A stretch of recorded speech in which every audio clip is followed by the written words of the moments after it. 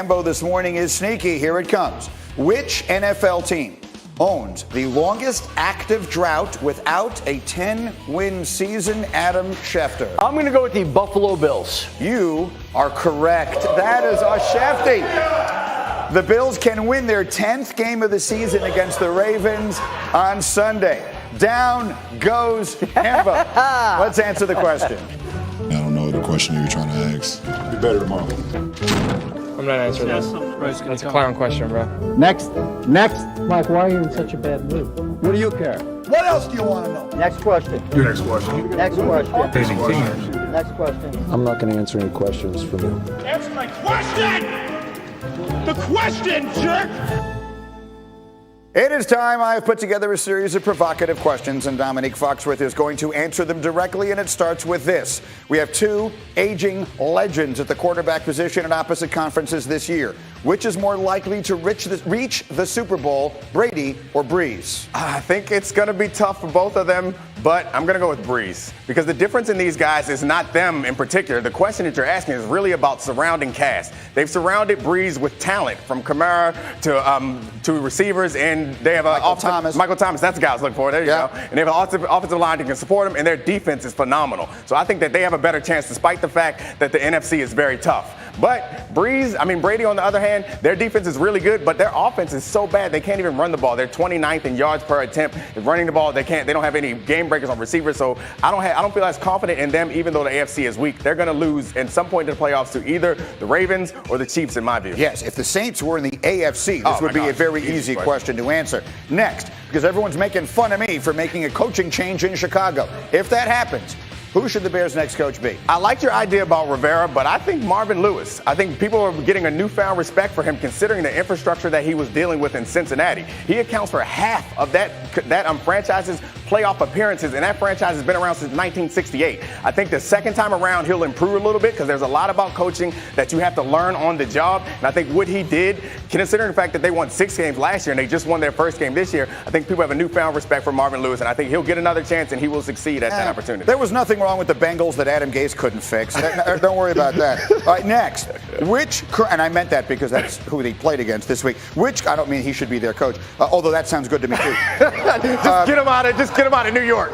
Which current college coach would make the best NFL head coach? Okay, I think that Lincoln Riley is a name that people throw around because I think it's obvious that he's a good offensive guy. But I think that the mistake we make is we don't necessarily look for a guy to run an organization. We think that he's going to come in and out-scheme everybody. We've learned that you can't continuously out-scheme people. So I think you go for a guy who has proven that he can build a culture in tough situations. And that's James Franklin. He went to Vanderbilt and won. That's a tough situation. Then he went in the shadow of Joe Paterno and all the issues they had in Penn State in one of the toughest conferences or divisions in a conference in all of college football. He's had a perpetually top 10 team. What he's done is very impressive. While he's not revolutionizing offense, you can guarantee that he's going to come in and instill a culture that's going to elevate the best schemes and elevate the best players. It's a very interesting choice. His name comes up for other jobs in college as well sometimes. I have no idea if he has NFL aspirations or not. I don't know if he has aspirations for NFL or not, but he does have NFL experience. He's been an assistant in the league, so it won't be completely new to him. Hey, well, it's not one I'd thought of. That's a good one. All right, last one. Who is the MVP of the NFL right now, Lamar Jackson or Russell Wilson? That's the easiest question I've ever been asked in this segment. It's Lamar Jackson, obviously. They have the most efficient offense in NFL history. Anytime that's ever happened, the quarterback of that offense won the MVP. They're the best offense in 80 years of NFL. Like, this is incredible. He leads the league in pocket passing touchdowns. He's running. He's going to break Michael Vick's record for rushing yards. Like, there's no question to be asked here. Well, I don't agree with you, or at least Damien Woody doesn't agree with you. I'm looking over your shoulder as you're answering that question, and my large friend Damien Woody seems to have a disagreement. D. Wood, who do you think is the MVP? Well, listen. I'm not going to knock his choice, but this whole what are we asking here? I mean, like, you just disrespecting my man Russell Wilson. I'm going to keep going to bat for Russell Wilson for what he brings to the table. The Baltimore Ravens have a better team around Lamar Jackson. All we see from Russell Wilson every week is he put these boys on their back and win football games. But we just going to keep knocking him like he doesn't even exist. He doesn't even exist. You're scaring me. You're my guy. You're my guy. my guy. The reason why you think the Ravens have so much better talent around them is because Lamar makes them better. He makes everyone's job easier. The defensive job is much easier because Lamar Jackson possesses the ball and gives them the lead. The O-line's job is easier. The running back's job is easier. The wide receivers never get double teamed because Lamar Jackson is a threat. The fact that he's not leading fourth quarter wins is not a knock. It's because they're not losing in the fourth quarter like the Seahawks always are. Can I just say this, because we're not going to settle this between you two. It's been too long. Can you carry him off? It's just been a long time since we've done that. Cat, just pick him up and carry him away. There we go. This means I won. This is what you do when someone wins. You carry them off the field. Very well done. Champion. And a champion. That's the end of Answer the Question for today. Let's get to the NBA, shall we? Jay Williams is here, and we had a very testy night last night between the Bucks and the Pistons. Take a look at this. It's Blake Griffin and Giannis Antetokounmpo, and these guys were going at it all night long. Well, Detroit is tied for 9th in the Eastern Conference, so look, Blake Griffin, Andre Drummond are trying anything to get their team in contention to get to the playoffs. A lot of elbows being thrown out there, and it was getting kind of nasty. And the Bucks are really good, and they were leading most of the night. But then watch it here. That's Giannis. That's Blake Griffin. You see again, they're going at it here. Look at the looks. I like the looks, but can we talk about the shot that went up the side of the backboard, Greeny? That's the MVP right now. What? It is. But then Giannis coming from behind. That's one of the reasons he's the MVP. They're going the other way. Up and good we go, but keep an eye on where they were at the beginning. Look at the stare down between these two. It's going to get physical. You knew it's coming. Blake Griffin lets him feel it, and then here it comes. Here's the moment. Down goes Antetokounmpo, and you can't do this. The step over. He stepped over. AI step over. Chris Middleton comes in. That's no longer Blake Griffin. His name is Blockade now. Blockade. I'm calling him Blockade for the rest of the year. Yeah, well, I mean, that's the way this thing would go. You got Giannis, again, going strong to the basket. This thing was physical all night long. They would go at it. There were technicals that were eventually given out. In the end, everything would be all right. Nothing terrible would happen. Giannis is giving away shoes. He had 35 points and 9 boards. They win it easily, but not always pretty.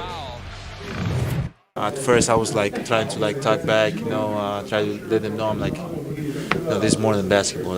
We can stop playing basketball, we can fight, But at the end of the day, my teammates want me in the game. My teammates want me to, keep my head in the game, and I was like, whatever, at this point, whatever. Why are you laughing? You were laughing as he was talking. Because I love Giannis, but Giannis isn't a fighter. That's not who Giannis is. Giannis plays. His play dictates how he feels. He had 35 and 9. He did his job. Blake tried to get a little bit physical, but look, the Greek Freak is special. He was the MVP last year. Is there anything he's doing better this year? He's shooting the ball. I mean, his shooting number from the three-point line is comparable to how LeBron shot the ball when he was 25 years old. And Grinny, he's not even thinking twice about it. We talk about Blake. We talk about the kid who plays for the 76ers when you think about how he's trying to shoot the ball, right? And Ben Simmons? Ben Simmons. I'm sorry, I couldn't think of his name. Okay. We're having a lot of blocks today. Yeah. And my thing is watching Giannis. Giannis just shoots the ball from the three-point line now. Everything about his game is coming around. He's smooth, and his numbers are better than what they were last year when he won the MVP in every statistical category. Yeah, he's developing into almost an unstoppable force right now. Jalen will be in here a little bit later. The three of us will talk about who should be the MVP. And as we run the floor, we start with one of the guys in that conversation. Luka Doncic, his 17th straight game, at least 20 points, 5 boards, 5 assists. Mavs rally for an win over the Timberwolves. What has impressed you most about Luka? The fact that he's been able to sustain this level of play. And when you think about the MVP races right now, I have Giannis number 1, I have LeBron number 2, I have Luka number 3, and I have James Harden number 4. He has this team 5th place in the Western Conference right now for a Dallas Mavs team that people thought were barely going to make the playoffs. Absolutely. He has been and they have been a spectacular surprise. Next, Celtics, an easy home win over the Heat. What did you learn about these two teams last night? I learned something I already knew about the Celtics is that they're great at home. Their offensive rating at home is 2nd best in the league, averaging around 115 points. And on the road, it's 17th, Greeny. It's that big of a difference. Kemba Walker averages 30 points at home, but this team has all the pieces. They're just going to need support down low in the front court in order to go deep in the playoffs. And then finally, back to what was yesterday's topic of the day. The Rockets will likely file an official protest about the James Harden dunk that wasn't. What should the league do about this? The league shouldn't do anything, and the game's over. The game is over. Obviously, I think with all the cameras, you have to review this. They missed the 30-second window. I think that's a little bit crazy. The teams should still be allowed to, put out the challenge flag for a situation like that, even if it passes the 30-second window, if they're arguing with the refs. But you can't go back and change this game. And what happens if this happens in the playoffs or NBA Finals? You can't do that. You can't go back and change the outcome of the game, but they can make a rule where you could go back and change the score the next time out. That would have been easy to do. We've got another star-studded doubleheader coming your way on ESPN tomorrow night. You got Jokic and Murray taking on Kemba and the Celtics, and then you got LeBron, AD, and the great Lakers